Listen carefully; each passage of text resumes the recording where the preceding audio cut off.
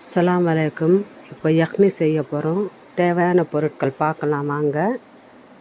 1 spoon ஜீரகம், 1 spoon சோம்பு, அரை ஸ்பூன் மிளகு, 5 காஷ்மீரி மிளகாய், லவங்கம், பட்டை, ஏலக்காய், 1 ஸ்பூன் தனியா.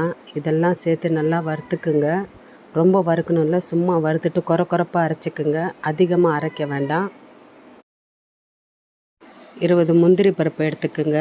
4 பன்னீர் க்யூப்ஸ் எடுத்துக்குங்க. தயிர், கெட்டி தயிர் போடுங்க.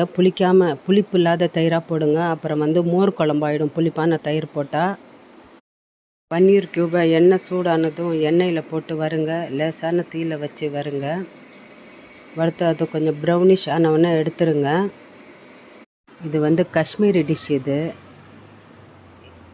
சிக்கன்லேயும் செய்யலாம், மட்டன்லேயும் செய்யலாம். வெங்காயம் எடுத்துக்கோங்க, க்யூபாக வெட்டி. ஒரு தக்காளி சீடு எடுத்துக்கோங்க. ஒரு குடமிளகா, சிகப்பு மிளகா இருந்தால் சிகப்பு குடமிளகாவும் எடுத்துக்கோங்க. நம்ம பன்னீர் பொரிச்சோம்ல, அதே எண்ணெயில் போட்டு நல்லா வதக்குங்க.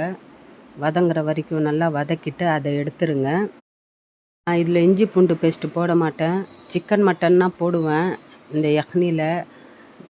இதுவும் நார்மலாக குருமா மாதிரி தெரியும், அதெல்லாம் நான் போட மாட்டேன். நம்ம வெங்காயம், தக்காளி இதெல்லாம் வதக்கணும். எல்லாம் குடமிளகா அதே எண்ணெயில் லவங்கம், பட்டை, ஏலக்காய் எல்லாம் போடுங்க. போட்டுட்டு நம்ம அரைச்சி வச்சுருக்கோம் இல்லையா, தயிர், பன்னீர், முந்திரி பருப்பு, அந்த பேஸ்ட்டு போடுங்க. பேஸ்ட்டு போட்டு உப்பு போடுங்க. அது கொஞ்சம் கொதித்த உடனே இதை நம்ம வதக்கி வச்சுருக்கிற தக்காளி, குடமிளகா எல்லாம் போடுங்க. அது கொஞ்சம் எண்ணெய் பிரிஞ்சு வந்தவுடனே அப்புறம் நீங்கள் பன்னீர் போடுங்க. பன்னீர் போட்டு நம்ம அரைச்சி வச்சுருக்கோம் இல்லையா, அந்த மசாலா போடுங்க.